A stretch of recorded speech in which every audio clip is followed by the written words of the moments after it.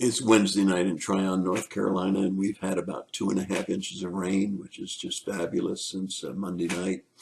We're still down more than 10 inches of rain for the last 10 weeks, so we still got a long way to go, but it's been a good couple of days of rain, and the plants are looking better, and the trees are looking healthier, and we're thankful for the rain. It's balmy, it's in the 60s. So it's not as cold as we often have this time of year. So we're thankful for the nice weather as well as far as temperatures go. We're looking at spiritual warfare, and today we want to look at the ways to win.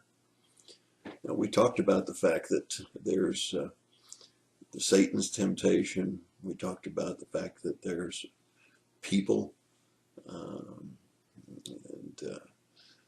we looked at the fact that we have a free will ourselves. And so we looked at Satan, sorries, that is people that are sorry.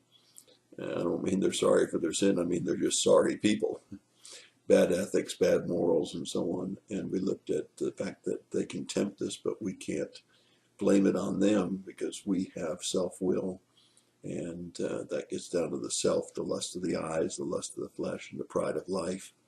And we have to be accountable for what we do that's wrong. So today, to look at the ways to have spiritual warfare and win, we want to look at people, places, and power. Let me say it again for you. People, places, and power.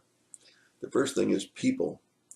From Proverbs 1:10, my son, if sinners entice you, do not consent. We know the people that are going to lead us into righteousness, and we know the people that are going to lead us to unrighteousness. And we need to avoid those people that are a bad influence on us.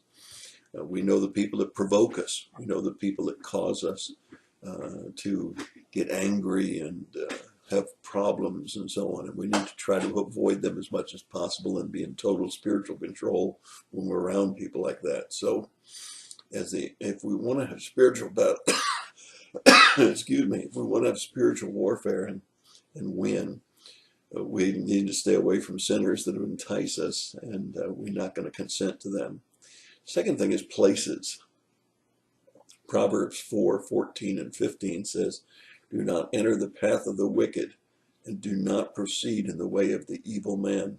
Avoid it. Do not pass by it. Turn away from it and pass on. There are a lot of places that we just don't belong. There's places that will be a temptation to us. And we need to be careful about those places. We need to understand where our weaknesses are, and we need to stay away from those things. If you're struggling with alcohol, you need to stay away from bars and people that drink. If you're struggling with drugs, you need to stay away from the places where you know that drugs are being peddled and the people that use them are hanging out. I remember there's a chaplain of Bourbon Street named Bob Harrington. I don't know if he's still alive or not, but I know that he was ministering and witnessing in the New Orleans area on Bourbon Street, and was around strippers and was around drinking and was around gambling and all kinds of evil.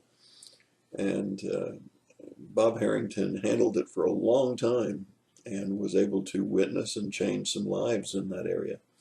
But lo and behold, a number of years later, I read about Bob Harrington getting involved in things that he shouldn't be involved in because of the places that he was hanging out.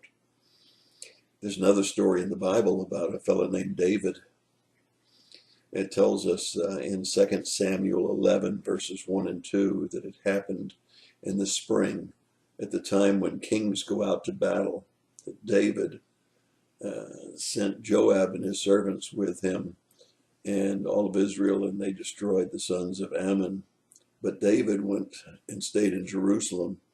It says he went up on the rooftop and saw a beautiful woman. Well, you know the story. The stories of David and Bathsheba.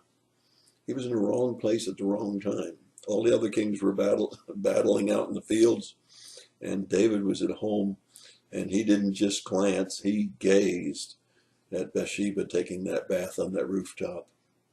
And it was the lust of the eye, the lust of the flesh, and the pride of life that caused David to sin, committed adultery, and then finally murder of Bathsheba's husband because of the pride of life. You see, we need to be careful of the places, not just the people, but also the places that we go. And finally, we have the power. So many times we trust in our own power. As a matter of fact, the Bible tells us, take heed. In the areas where you think you're strong, you can fall. In other words, you have a false sense of, I can control that. I'm not tempted to take drugs. I'm not tempted to drink liquor. I'm not tempted to be with women. I'm not tempted to be flirtatious with men, whatever it might be in your life. But in Matthew chapter 26, verse 41, when Jesus was going into the garden with his disciples, he made a very profound statement. He says, keep watching and praying that you may not enter into temptation. The spirit is willing, but the flesh is weak. So if you're counting on yourself and your own power and your own resistance to keep you from losing spiritual battles, or to keep you winning spiritual battles, if you will, you're trusting in the wrong power. The power that you need to be trusting in is the power of the Lord Jesus Christ, the power of his word, and the power of his teachings. So we need to be sure that if we're going to win in spiritual warfare, that we need to be careful about people, we need to be careful about places, and we need to be careful where we put our trust, in what power we put our trust. Not in ourselves, but in the Lord Jesus Christ and his word and his teachings. That's your thought for the day. God bless you and have a great day.